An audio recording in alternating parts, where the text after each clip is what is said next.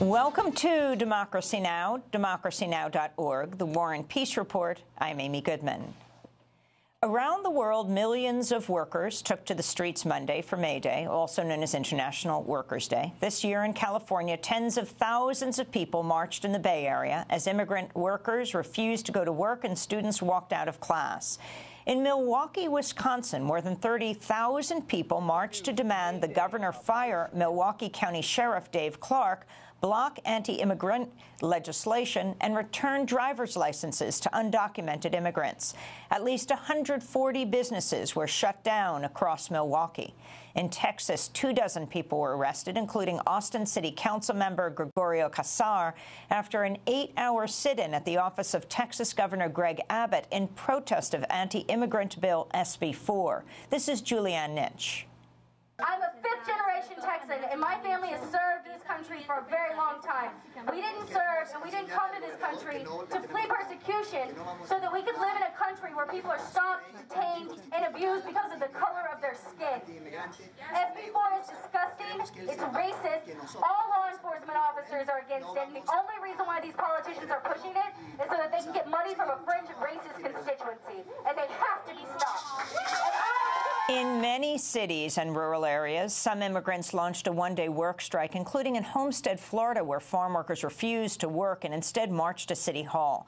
Monday's immigrant-led protests came as newly released data from the Immigration and Customs Enforcement Agency, known as ICE, shows nearly half of the 675 immigrants arrested in ICE raids in February had either low-level driving convictions or no criminal record at all. In Portland, Oregon, police arrested at least 25 protesters Monday as some demonstrators hurled paint and Pepsi cans at the police. The soda cans were a reference to a Pepsi ad featuring Kendall Jenner, in which she's portrayed as a hero after diffusing tensions between protesters and police by offering a cop a can of Pepsi. Meanwhile, in Puerto Rico, thousands of protesters blocked traffic and marched downtown to protest austerity measures imposed by the Federal Fiscal Control Board.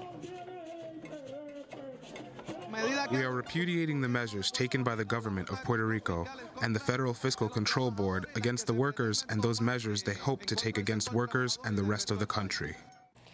May Day protests were also held worldwide, including in France, Kenya, Indonesia, South Korea, Russia, and in Turkey, where more than 70 people were arrested in Istanbul. We'll have more voices from the May Day protests in the streets of New York after headlines.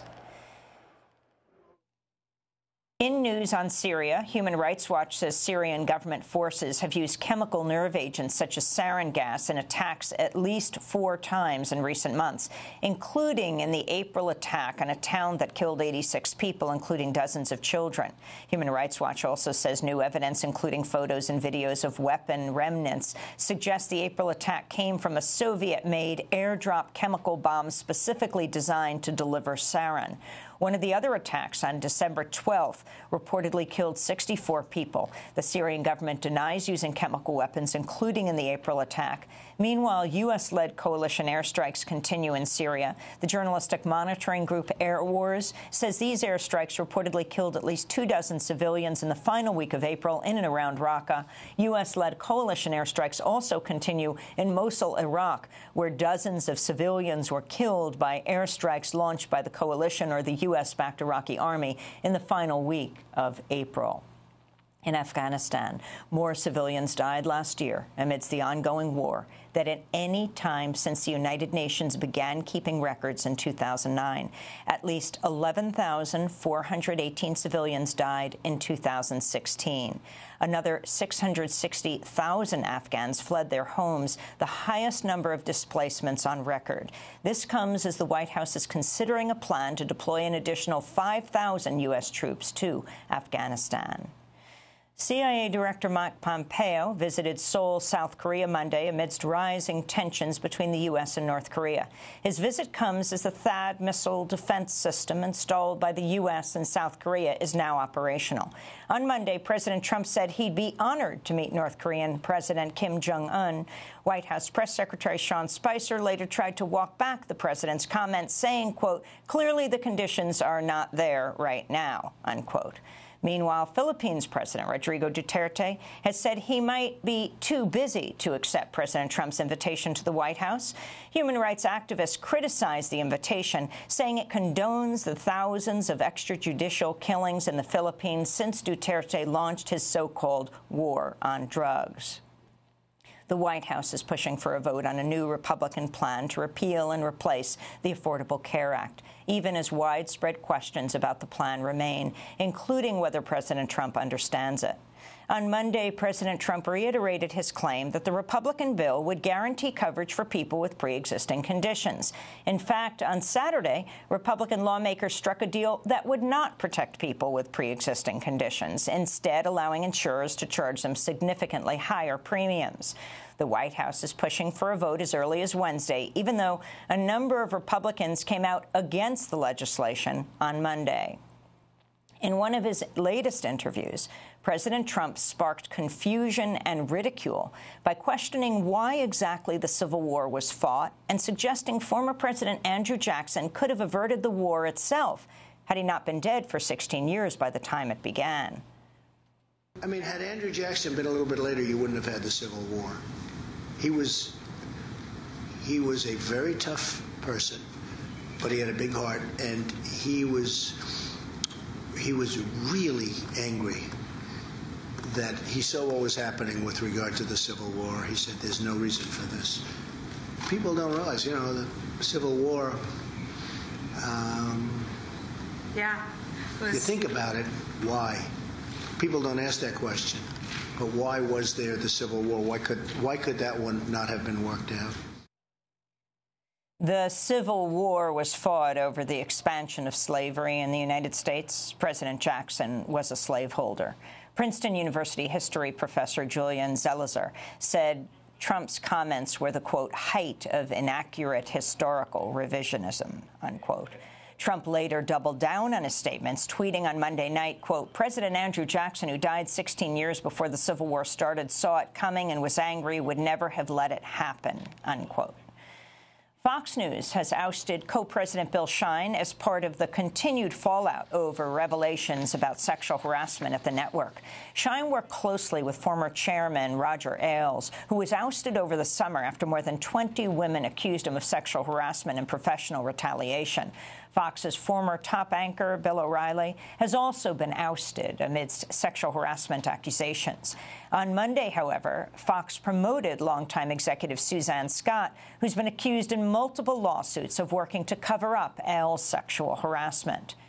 In Houston, Texas, a federal judge has ordered Harris County to stop imprisoning people on misdemeanor charges because they can't pay bail, after ruling the bail system is unconstitutional and discriminates against poor defendants.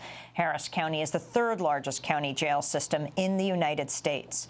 Meanwhile, in Wisconsin, a jury's recommended bringing criminal charges against 7 Milwaukee County jailers who denied 38-year-old Terrell Thomas water for 7 days in a solitary confinement jail cell. Thomas died from extreme dehydration on April 24, 2016. In Minneapolis, a man has been sentenced to 15 years in prison after shooting and wounding 5 Black Lives Matter protesters in 2015 at an occupation at a police precinct over the police killing of Jamar Clark. Prosecutors say 25-year-old Alan Scarcella sent a series of racist texts to friends in the months leading up to his decision to drive over to the protest camp, put on a mask, and shoot 5 of the demonstrators. Meanwhile, in Texas, family and friends are mourning the death of 15-year-old Jordan Edwards, who was shot in the head by a police officer in a suburb of Dallas on Saturday. The Balch Springs Police Department had initially claimed the officers opened fire while the car carrying the high school freshman was reversing toward the police car. But in fact, on Monday, the police chief admitted the police officer opened fire while the car was actually moving forward, away from the police. In Washington, D.C., prosecutors have filed a slew of additional felony and misdemeanor charges against more than 200 people who were arrested at protests during President Trump's inauguration, January 20th. While most of the protesters were already charged with felony rioting, The new charges also include inciting or urging to riot, conspiracy to riot, and multiple counts of destruction of property. The legal support group Defend J20 Resistance says the new charges mean protesters are now facing up to 75 years in prison. And in New York City, author and editor Jean Stein has died after she took her own life on Sunday. She was 83 years old. The former editor of the Paris Review, Stein was well known for writing best-selling oral histories, her latest, West of Eden, An American Place, about MCA, the Music Corporation of America, which is now NBC Universal. MCA was founded by her father, Jules Stein. Stein is survived by her daughters, Katrina vanden Heuvel, publisher of The Nation, and actress Wendy vanden Heuvel.